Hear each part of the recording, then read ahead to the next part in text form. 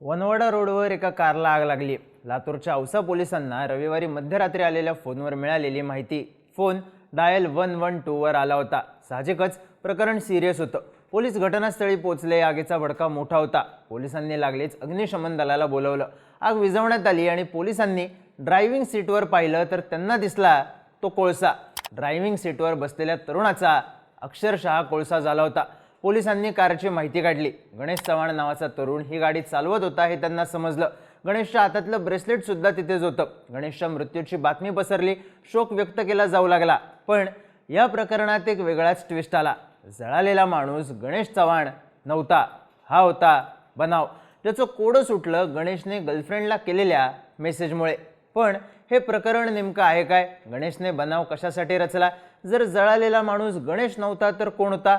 औसामधलं धक्कादायक प्रकरण समजून घेऊयात या व्हिडिओमधून। नमस्कार, मी चिन्मय आणि तुम्ही पाहताय बोलभिडू। रविवारी मध्यरात्री पोलिसांना आग लागलेली गाडी सापडली। त्यातला मृतदेह पूर्णपणे जळालेला होता। त्यामुळे ओळख पटवण्याचं आव्हान पोलिसांसमोर होतं। गाडी चालवणाऱ्याने सीट बेल्ट लावला होता। त्यामुळे अचानक आग लागल्यानंतर त्याला बाहेर पडता आलं नसावं असा अंदाज पोलिसांनी लावला। पण त्यांनी हत्येचा अँगल सुद्धा विचारात घेतला। या जळालेल्या गाडीचा नंबर होता MH43AB 4200। पोलिसांनी या नंबरवरून कार मालकाला ट्रॅक केलं। हा गाडी मालकाचाच मृतदेह असावा असा त्यांना सुरुवातीला संशय होता। पण औसामध्येच राहणारे गाडी मालक बळीराम राठोड मात्र जिवंत होते। प्रश्न कायम होता। पण राठोड यांनी माहिती दिली की ही गाडी त्यांचा औसामध्येच राहणारा मेहुणा गणेश चव्हाण वापरत होता। मग पोलिसांनी गणेश चव्हाणचा शोध घेतला। फायनान्स एजंट म्हणून काम करणाऱ्या गणेशच्या घरी पोलीस पोहोचले तेव्हा त्याच्या बायकोने सांगितलं की गणेश 13 डिसेंबरच्या रात्री मित्राला लॅपटॉप देतो म्हणून कार घेऊन बाहेर पडला होता। पण त्यानंतर तो घरी परतलेला नाही। त्याचा मोबाईल सुद्धा बंद आहे। साहजिकच हा मृतदेह गणेश चव्हाणचाच असावा याचा दाट संशय पोलिसांना आला। त्यात कारमधल्या जळालेल्या मृतदेहाच्या जवळ गणेश हातात घालायचा तेच ब्रेसलेट सुद्धा सापडलं। गणेशच्या घरी जशी ही गोष्ट समजली तशी दुःखाची लाट पसरली। काही बातम्यांनुसार मृतदेहाचं पोस्टमार्टम करून मृतदेह कुटुंबियांच्या ताब्यात सुद्धा देण्यात आला। अगदी घटनास्थळी येऊन गणेशच्या कुटुंबानं आक्रोश केला। गणेशचे फोटो टाकून मिसयूजचे स्टेटस सुद्धा टाकण्यात आले। पण पोलिसांना या सगळ्या प्रकरणाबद्दल संशय वाटत होता। त्यांचा आधीचा अंदाज होता की हे सगळं परिसरात दहशत पसरावी म्हणून करण्यात आलं असावं। कुणीतरी गणेशची हत्या केली असावी। मग गणेशशी संबंधित लोकांची चौकशी झाली। त्याची हत्या कोण करू शकतं या दृष्टीने तपास सुरू झाला। पण अनेक गोष्टी जुळत नव्हत्या। त्यामुळे पोलिसांचा गणेशवर सुद्धा संशय होता। त्यात पोलिसांना गणेशबद्दल एक माहिती समजली। गणेशचं लग्न झालं असलं तरी त्याचे एका महिलेसोबत प्रेमसंबंध होते। पोलिसांनी या महिलेला ट्रॅक केलं, तिची चौकशी केली आणि त्या चौकशीत तिने सांगितलं गणेश आपल्या कॉन्टॅक्टमध्ये आहे।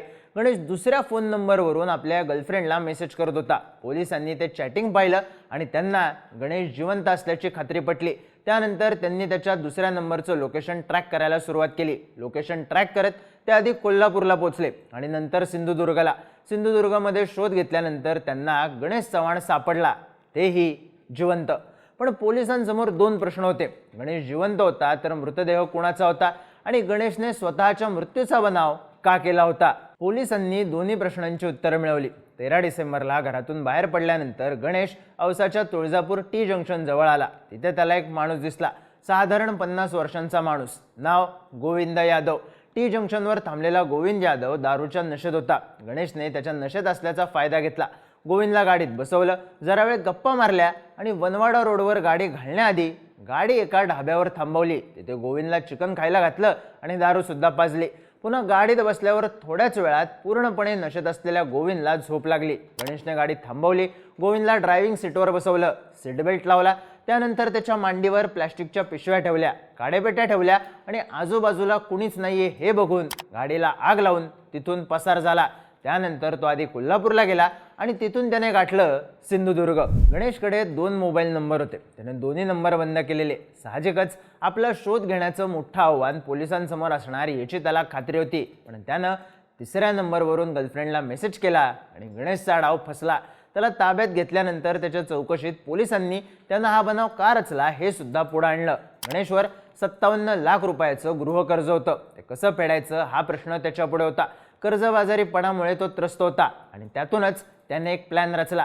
स्वतःच्या मृत्यूचा बनाव रचायचा आणि त्यानंतर टर्म इन्शुरन्सचे जे पैसे येतील ते वापरून होम लोनपासून सुटका करून घ्यायची. त्याचा इन्शुरन्स 1 कोटींचा असल्यानं त्याच्या कर्जाचा प्रश्न कायमचा मिटणार होता. त्यामुळेच त्याने खून करून स्वतःच्या मृत्यूचा बनाव रचायचं ठरवलं. मग अनोळखी व्यक्तीला गाठून त्याने हा खून घडवून सुद्धा आणला.